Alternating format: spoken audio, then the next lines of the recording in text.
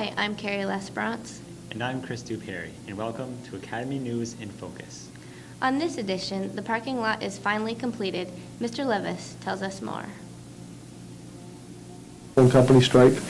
There were 3 telephone poles that needed to be removed in order for the road to be changed, Fair Street to be moved a little bit to the left. That strike didn't end until September.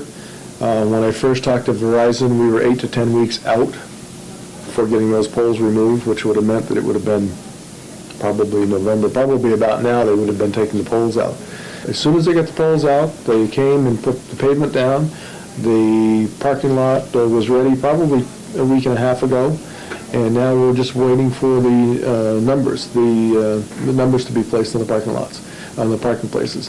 When BFA bought the hospital for BFA North,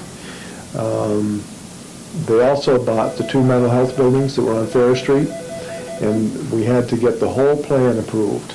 That was the renovation of the BFA North, plus the walkway between the 2 buildings, and part of the plan that was submitted to the city included parking places, additional parking places. The city's been very concerned that we don't have enough parking places here for everybody that goes here, and we've known that forever. But at least now we've got more parking places than we had, and we will be taking some cars off the street. Wednesday, November 1st, Governor Howard Dean spoke to the students and teachers at BFA.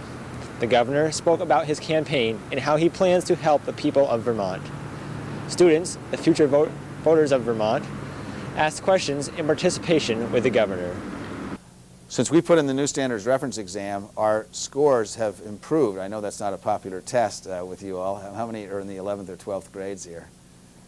Okay, so when you were in the 10th grade, you took the new standards reference exam. Not a popular test, but a very valuable test for us because we can measure now which schools are doing well, which schools aren't doing so well, and which areas schools are having trouble with. Yes? I'm Peter Montaigne from St. Albans. What are your issues or views on the gay-straight alliance and civil union issues? Well, the civil union bill was passed, and I signed it because the Supreme Court ruled that certain people were not allowed to get married, and those certain people didn't have the same rights everybody else did. Basically, if I have the house in joint name with my wife, which I do, if I die, she gets the house and she doesn't pay any estate tax. But people who are not married living together, even if they have their property in joint name, that doesn't happen. If I get very sick and I go to the hospital and I can't participate in my own care, my wife gets to come and have some say over what happens and so forth. If I'm not married, that can't happen. Nobody else has that right, except an immediate member of my blood-related family. Last week, freshmen through seniors participated in a mock election of presidency, Vermont Senate, representative, governor, and others. On Tuesday, we had the mock elections. How did that turn out? Well, we had a total of about 580 students who returned their ballots, and the results for President of the United States, the winner was Al Gore, and he captured 42% of the vote, and George Bush came in second, capturing 35% of the vote. For governor, Howard Dean came in first, Ruth Dwyer second, and Anthony Polina third, but neither candidate captured over 50% of the vote. Howard Dean received 47%, and Ruth Dwyer received 30% of the students' votes. Other winners included U.S. Senator Jim Jeffords, Representative to Congress was Bernie Sanders, Lieutenant Governor Douglas A. Racine, the State Treasurer Deborah Markowitz, Auditor of Accounts Elizabeth Reedy, Attorney General William H. Sorrell. Back in 1964, when Leonard Parent was just a kid himself, he stumbled upon photography. Leonard has been taking pictures for various schools for as long as most people can remember. Well, I was going to high school in Enosburg, and I went over to then O'Shea Publishing.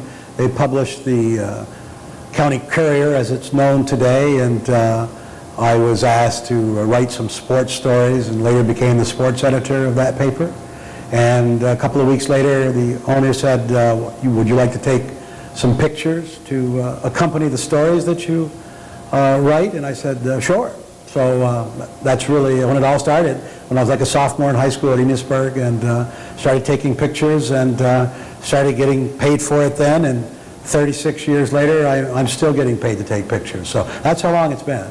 You know, out of high school, I went in the military. I was a photographer. Got out of high school like 67, got out of the military 71, worked for the St. Albans Messenger for 10 years, from 72 to 82 as a photographer and a reporter, always doing some school pictures, team pictures, things like that.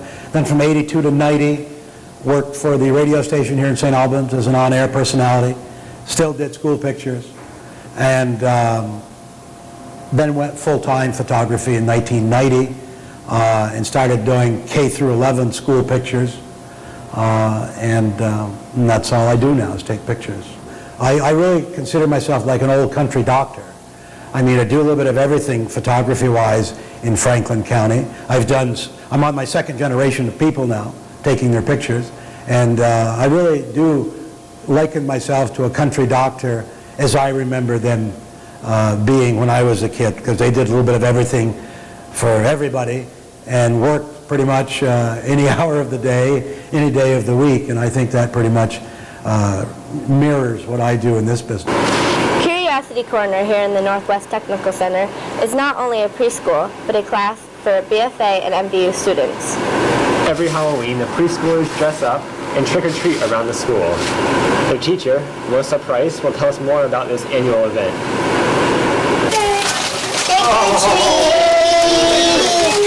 Well, I don't know. This is a scary bunch here.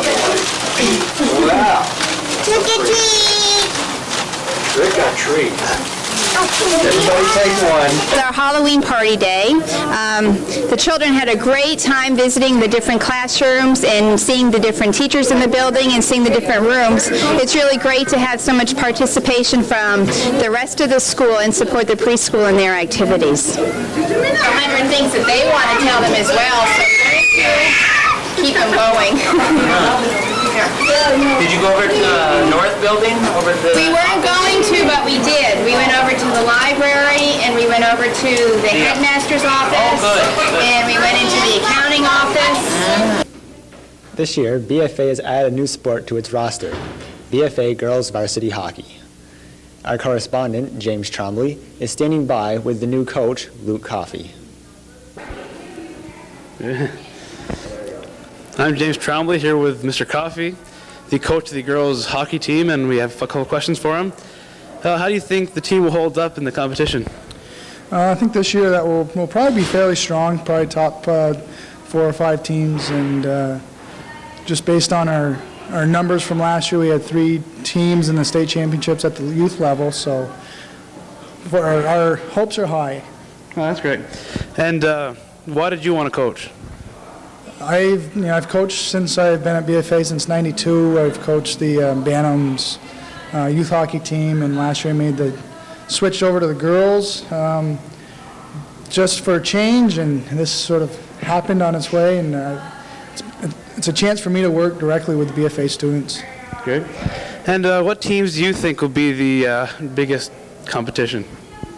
Stowe actually is going to be a strong team. Hartford, who came in second last year, has had a varsity team for the last 6 or 7 years. So those are the 2 major competitions. Okay. How well prepared do you think our team will be? Oh, we'll get them in shape. They're already working on preseason clinics. So most of them are attending and working hard already. We'll make sure they're in shape, that's for sure. That's great. And where do you think the girls hockey is headed? In the state of Vermont, Vermont's actually one of the states leading the charge in girls hockey. We're one of the fastest growing states for Vermont hockey, for girls hockey, and it's only going to get better. The competition's going to get better. The level of skills are going to improve every year, so it's only going to get better, and hopefully we'll see some John LeClairs in the female sport as well. All right, well, thank you very much. Thank you for watching Academy News in Focus. I'm Carrie Lesbrance. And I'm Chris Dubharry, and we'll see you next time.